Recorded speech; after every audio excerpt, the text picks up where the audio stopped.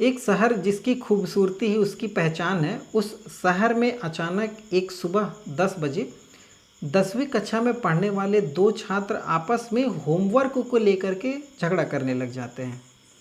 अब ये जो झगड़ा था ये इतना ज़्यादा बढ़ जाता है कि दोनों एक दूसरे को देख लेने की धमकी देते हैं, और ये देख लेने की जो धमकी होती है वो चाकूबाजी पर ख़त्म होती है। इसमें से इन दोनों लड़कों में से एक लड़का दूसरे लड़के पर चाकू से हमला कर देता है। अब ये जो बात है ये पूरे इलाके में आग की तरीके से फैल जाती है।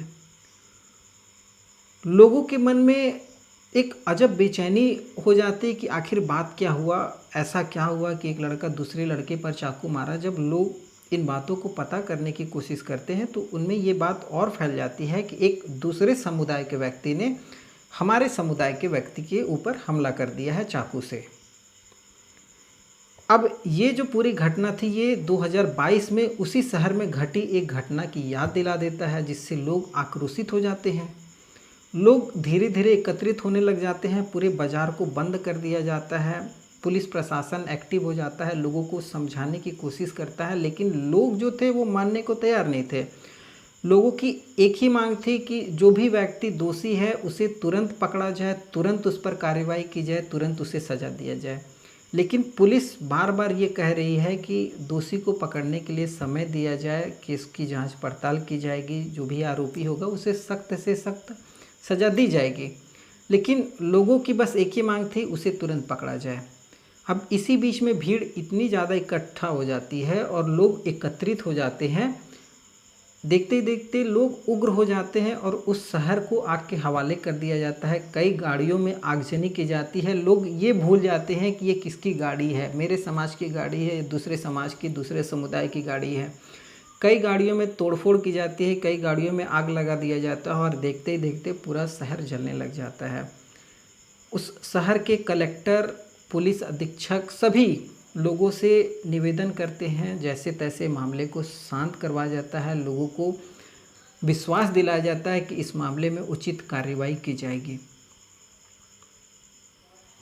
क्या है ये पूरी सच्ची घटना, आज इस कहानी के माध्यम से जानने की कोशिश करेंगे। नमस्कार, मैं सत्या सिंह और आप देख रहे हैं द बुड़बक मंच। दरअसल आज की जो कहानी है ये राजस्थान प्रदेश के उदयपुर ज़िले की घटना है। उदयपुर ज़िले में एक थाना लगता है सूरजपोल, जहाँ की एक स्कूल है राजकीय माध्यमिक विद्यालय भटियाड़ी चौहट्टा। उदयपुर में ये प्राथमिक माध्यमिक विद्यालय है, राजकीय माध्यमिक विद्यालय। वहाँ क्लास 10th में दो लड़के आपस में झगड़ा कर लेते हैं होमवर्क को लेकर के। बताया ये जाता है जो उसके सहपाठी वगैरह हैं कि इन दोनों के बीच होमवर्क को लेकर के झगड़ा हुआ। एक लड़का होमवर्क कंप्लीट कर चुका था और एक लड़का जिसका होमवर्क कंप्लीट नहीं था, उसने उस लड़के से मांगा होमवर्क, मतलब तुमने होमवर्क कंप्लीट कर लिया तो तुम अपनी कॉपी दो, लेकिन वो लड़का मना कर देता है। अब ये बात इतना ज़्यादा बढ़ जाती है कि दोनों आपस में गाली गलौज करने लग जाते हैं, गाली माँ बहन परिवार तक पहुंच जाती है। अब दोनों लड़के दोनों एक दूसरे को कहते हैं कि तुम बाहर निकल मैं तुमको देख लूँगा, तुम बाहर निकल मैं तुमको देख लूँगा। ऐसा नॉर्मली होता है, छात्रों के बीच झगड़ा होता है तो, लेकिन फिर मामला शांत हो जाता है। तभी जो क्लास अगली जो टीचर होती है वो क्लास में इंटर कर जाती है, क्लास चालू हो जाता है और क्लास जैसे ही ख़त्म होता है लंच हो जाता है। लंच होता है तो जो दोनों लड़के होते हैं वो दोनों बाहर निकलते हैं स्कूल के बाहर। नॉर्मली सरकारी स्कूल में होता है लंच के बाद लड़के बाहर निकलते हैं, जिसको भी ख़रीदना खाना पीना रहता है वो करते हैं। अब ये दोनों बाहर निकलते हैं, 2-3 छात्र और साथ में होते हैं, तभी फिर इन दोनों में बहस होने लग जाती है उन्हीं बातों को लेकर के।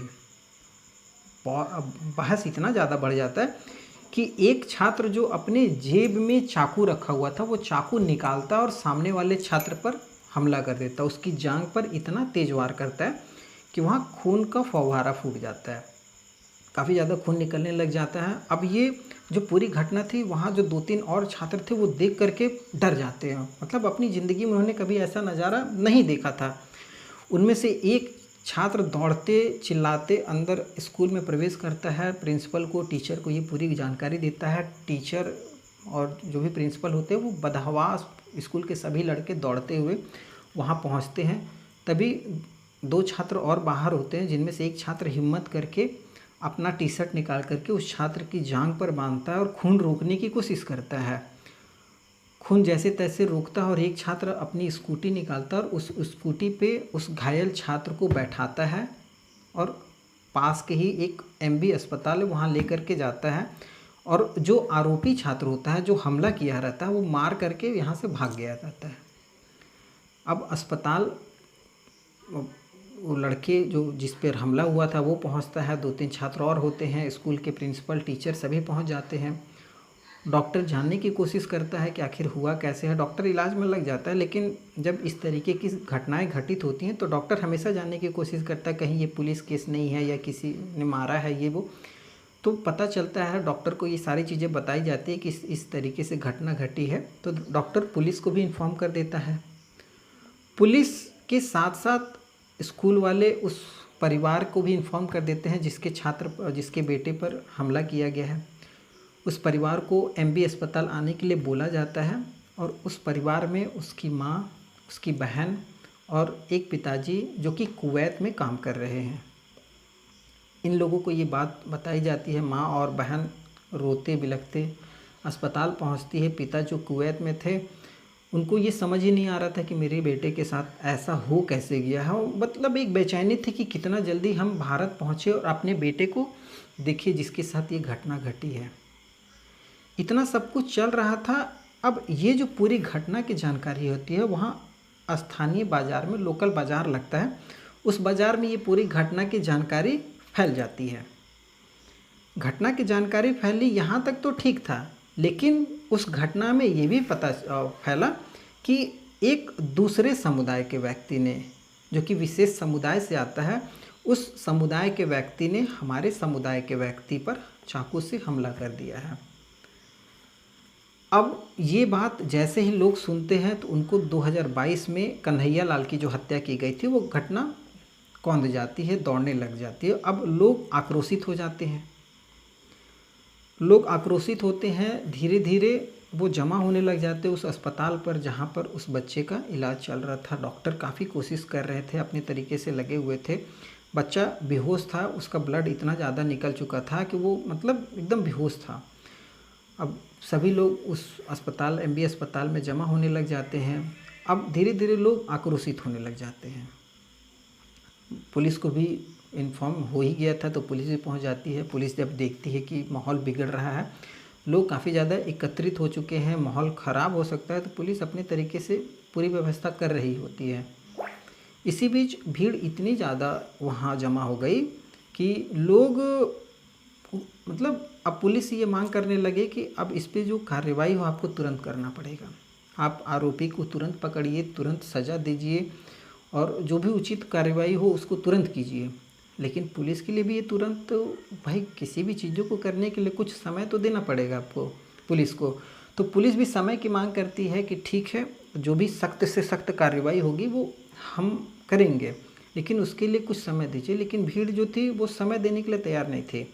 भीड़ का एक ही कहना था कि आपको जो भी कार्रवाई करनी है वो तुरंत कीजिए। और भीड़ उग्र हो रही थी। उसी भीड़ में से अब धीरे धीरे तोड़फोड़ शुरू हो जाती है। तोड़फोड़ शुरू होती है और देखते देखते 12 गाड़ियों को आग के हवाले कर दिया जाता है, आग लगा दी जाती है।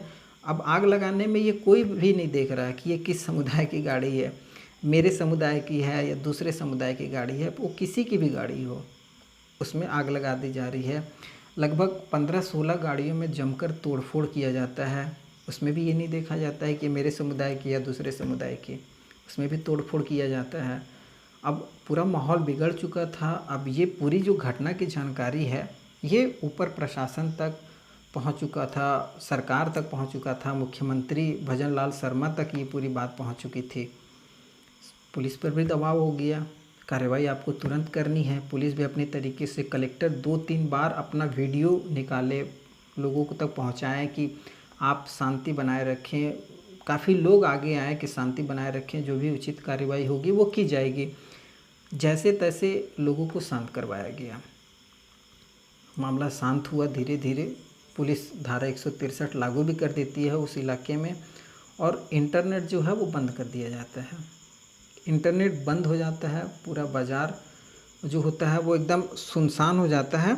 अब जो बाज़ार था वो चेतक सर्किल, घंटाघर, हाथी पोल और अश्विनी बाज़ार, बापू बाज़ार, ये सब पूरा बंद हो गया था।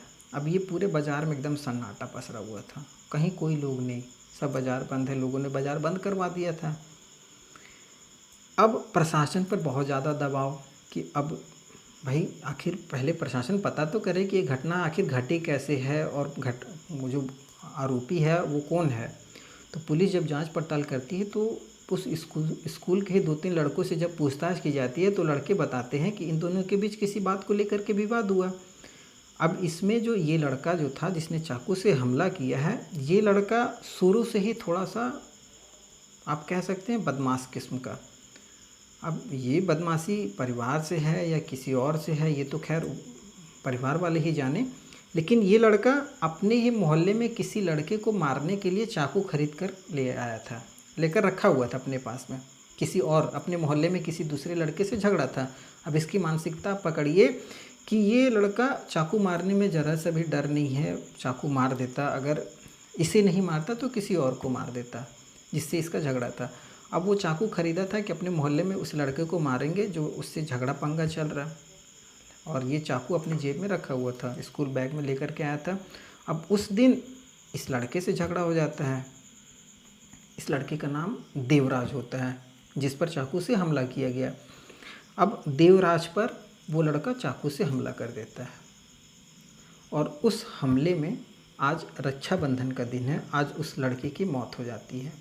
आज वो लड़का इस दुनिया में नहीं है। एक छोटी सी घटना जो कि होमवर्क से शुरू हुई, लाखों करोड़ों की क्षति हुई, एक व्यक्ति की जान गई। ये जो छोटी सी घटना आपको लग रही है ये काफ़ी ज़्यादा बड़ी हो चुकी है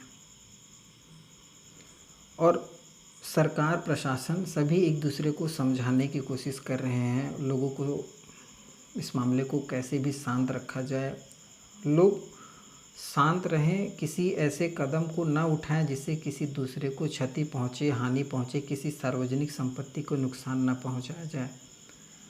आज उस लड़के देवराज की बहन सुहानी अपने भाई के कलाई पर आखिरी बार रक्षा बांधी है, रक्षाबंधन का त्यौहार मनाया और आज उसका भाई इस दुनिया में नहीं है।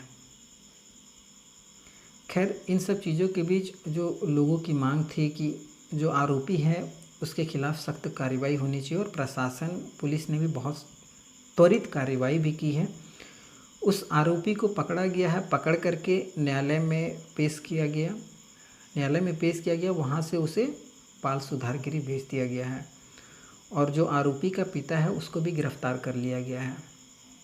अब लोगों की एक और मांग थी, काफ़ी ज़्यादा सोशल मीडिया पे और वहाँ के जो सांसद विधायक है उन लोगों का भी एक प्रेशर था कि जो आरोपी है उसके घर को तोड़ा जाए, जो कि उत्तर प्रदेश में योगी आदित्यनाथ जो सरकार है उनके यहाँ ये हमेशा कार्रवाई होती है। तो अब ये कार्रवाई राजस्थान में भी की जाने लगी। प्रशासन ने भी इस कार्रवाई को अंजाम देने के लिए पूरा तैयार किया खाका।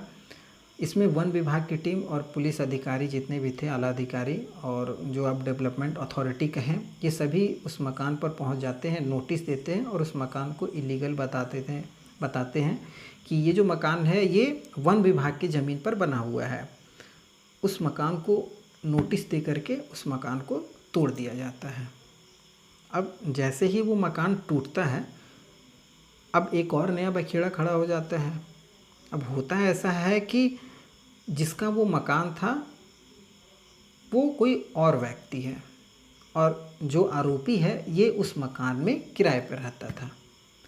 अब वो आरोपी थाने पहुंच जाता है कि साहब ये मेरा मकान था, अब ये व्यक्ति को हमने किराए पर मकान दिया हुआ था, अब इसमें मेरी क्या गलती है। उसका भी कहना सही है कि अगर मान लीजिए आप ही किराएदार हैं या हम ही किराएदार हैं, हम किसी व्यक्ति को मकान दें या रूम किराए पर दें, तो अगर वो व्यक्ति कुछ जुर्म करता है तो उसमें मकान मालिक की क्या गलती है, उसके मकान को क्यों तोड़ा जाए। अगर आपको कार्रवाई करनी है, सज़ा देनी है तो उस व्यक्ति को दीजिए। लेकिन अब ये पूरी जो बात थी वो अब हो चुकी थी तो प्रशासन इसमें कुछ भी नहीं कर सकता था। और फिर जब प्रशासन जांच करने की कोशिश करता है तो जो मकान मालिक होता है उसका उस भड़ेदार से, जो किराए पर रहता है, जो आरोपी था, उससे कुछ ना कुछ रिलेशनशिप था। तो ये बात फिर धीरे धीरे मामला शांत हो जाता है। अब ये जो पूरी घटना 16 अगस्त की थी, ये पूरी घटना उस उदयपुर शहर में करोड़ों का नुकसान करवाती है, क्योंकि 16 को ये घटना शुक्रवार के दिन घटती है और रविवार को रक्षाबंधन का त्यौहार था। अब रक्षाबंधन का त्यौहार है तो पूरा बाज़ार सजा हुआ है। रक्षाबंधन के त्यौहार को लेकर के लोग खरीद बिक्री करते हैं और आम तौर पर जो उदयपुर है वो सैलानियों के लिए जाना जाता है। उदयपुर क्या है कि झीलों का शहर, अगर आप पढ़ेंगे जनरल नॉलेज वगैरह में तो उसमें बताया जाता है झीलों का शहर उदयपुर को कहा जाता है। तो अब लोग क्या है कि छुट्टियां मनाने, झीलों को देखने उदयपुर हमेशा पहुंचते हैं। तो टूरिस्ट जो है उनका खास अट्रैक्शन होता है उदयपुर पर।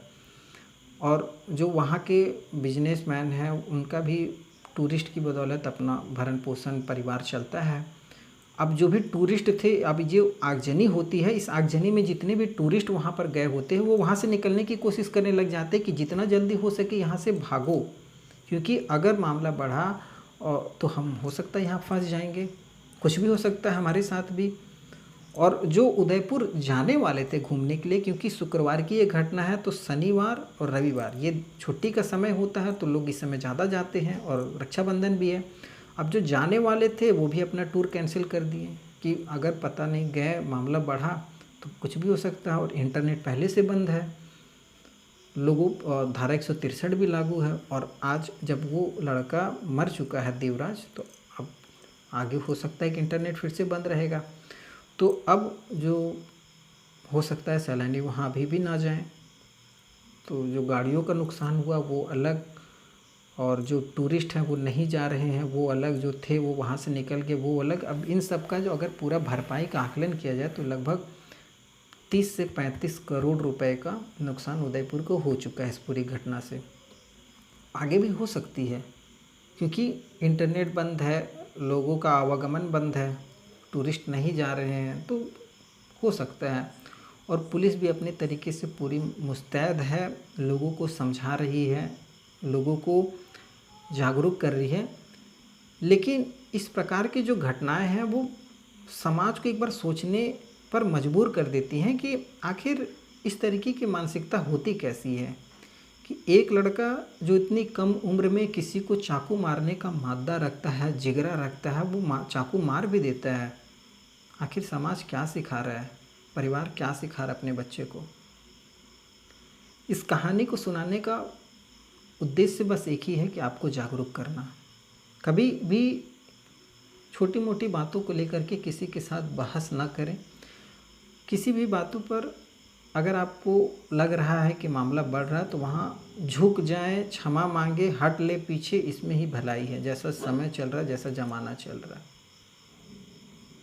खैर, अपनी अपनी सोच है, ये हमारी सोच थी। आपकी क्या सोच है वो आप बता सकते हैं, कमेंट में ज़रूर राय दीजिएगा अपनी।